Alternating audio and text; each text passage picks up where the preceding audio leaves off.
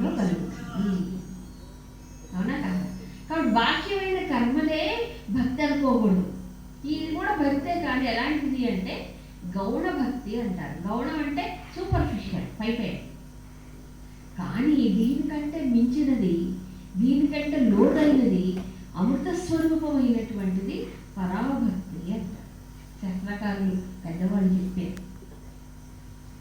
ఇంకో విషయం కూడా చెప్తారు వల్లభాచార్యుడు ఒక మహాత్ముడు.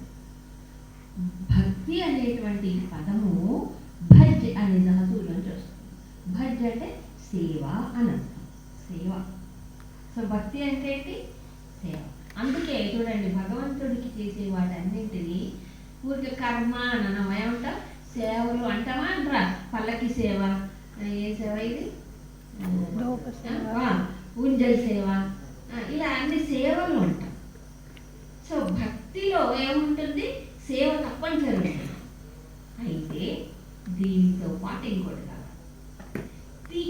భక్తి కదా, భజ్. తి అనే ఒక ధాతు, దానికి అర్థం ఏంటంటే ప్రేమ అని. ఇప్పుడు సేవ ఏమవ్వాలి? ప్రేమతో కలవాలి. సేవ ప్రేమతో కలవాలి, ప్రేమతో సేవ చేయాలి. ఎవరికి? ఎవరికైనా. ప్రేమ లేకుండా చేసామనుకోండి సేవ, అప్పుడు అది భక్తి కాదు. అది ఆయనకు రీచ్ అవ్వదు, ఆయనకు అందదు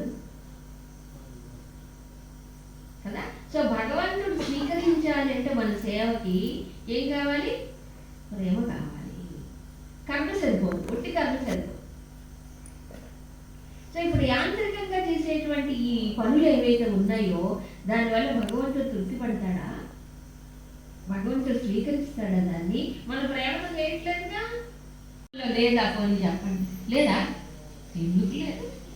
అందరికీ పంచి పడుతున్నాం. ఎవరికి? మన వాళ్ళందరికీ పంచి పడతాం ప్రేమ. మరి దేవుడి దగ్గరికి వచ్చేటప్పటికి ఖాళీ చిప్ప.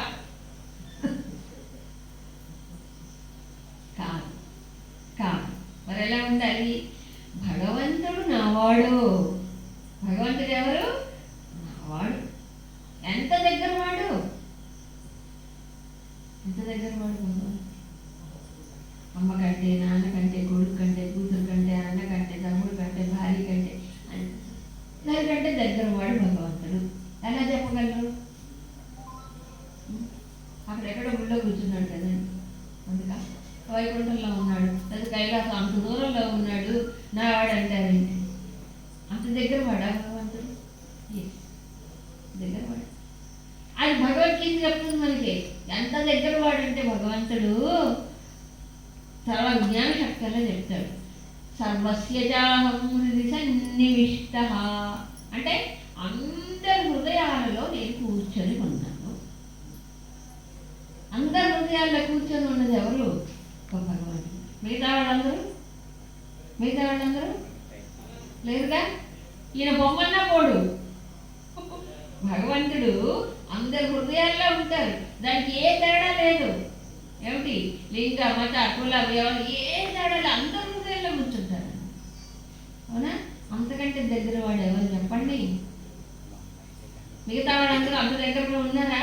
బయటే ఇవన్నీ మనం పెంచుకున్నవి, అదేమో మనకు సహజంగా ఉంది, మనతో ఉండేది, మన లోపల ఉండేది. అవునా? ఇంకా చాలా విషయాలు ఉన్నాయి. ఈ విషయానికి వచ్చేటప్పటికి సో అందరికంటే ఆప్తుడు, అతి సన్నిహితుడు ఎవరండి మనకి? భగవంతుడే. అందుకే పిలిస్తే పలుకుతాడు.